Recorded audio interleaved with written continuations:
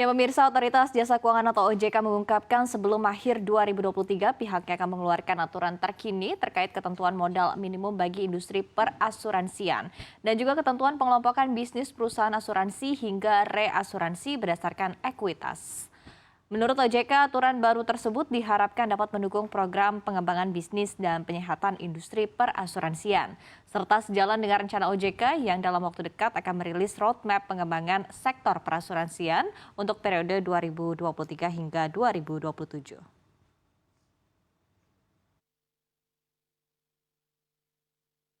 Nah, bersamaan dengan itu kita juga melakukan klasifikasi perusahaan asuransi menjadi dua kelompok. Kita menyebutnya KPPE 1 dan KPPE 2. KPPE 1 yaitu kelompok perusahaan perasuransian berdasarkan ekuitas 1, itu diharapkan ekuitas minimumnya itu 500 miliar untuk perusahaan asuransi, kemudian perusahaan reasuransi 1 triliun, kemudian perusahaan asuransi syariah 200 miliar, dan perusahaan reasuransi syariah itu 400 miliar. Itu adalah untuk KPPE 1. Untuk KPPE 2, kita mensyaratkan minimum modal disetor ekuitas ya. Dalam hari ini untuk yang existing itu ekuitas, itu perusahaan asuransi sampai 1 triliun, perusahaan reasuransi 2 triliun, kemudian perusahaan asuransi syariah 500 miliar dan perusahaan reasuransi syariah itu 1 triliun. Selain mengatur klasifikasi bisnis dan peningkatan permodalan, OJK juga mengaku tengah menjajaki ketentuan mengenai ketentuan wajib adanya proteksi atau jaminan perlindungan tambahan berupa third party liability bersama Kementerian Keuangan.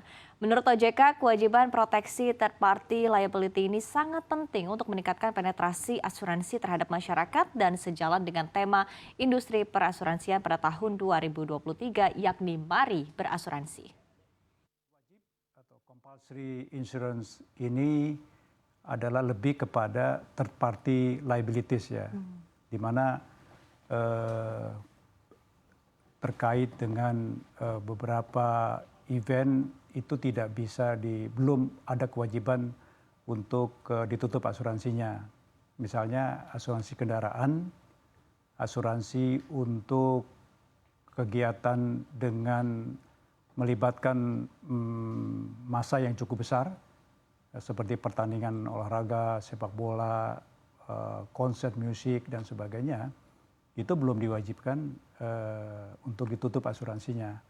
Nah, dengan peraturan pemerintah yang sedang digodok, nantinya asuransi wajib ini harus diberlakukan pada kegiatan-kegiatan event yang melibatkan massa yang besar dan liability kepada pihak ketiga ya, atau third party liabilities ya. Artinya saat ini sedang tahap penggodokan, targetnya kapan Pak?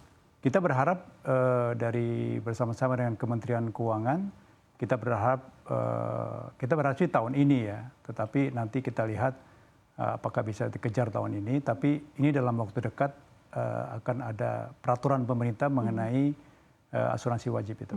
Liability itu memang kan merupakan umumnya diterapkan bagi asuransi umum ya, third party liability, dan memang sudah saatnya mungkin di Indonesia untuk diterapkan namanya third party liability.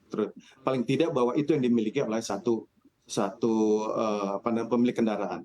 Dan kami menyambut baik hal itu karena memang ini juga akan membantu perkembangan industri asuransi di Indonesia, khususnya asuransi umum.